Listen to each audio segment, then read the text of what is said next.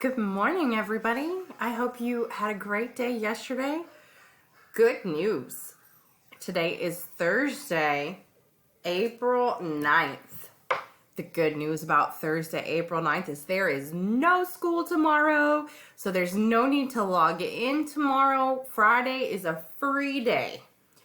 So let's go ahead and get our daily decision making done. We're going to circle the good social skills Kim uses. Kim is always willing to help you when you ask for help.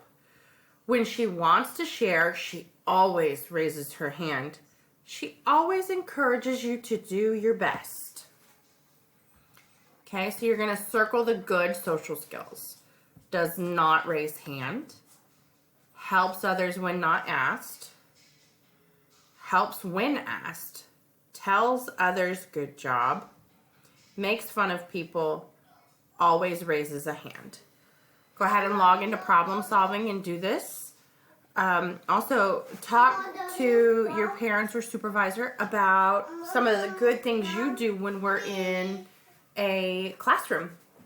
Hey, do you want to say good morning? Huh? Do you want to say good morning? No. No? Okay. All right, you guys have a great day.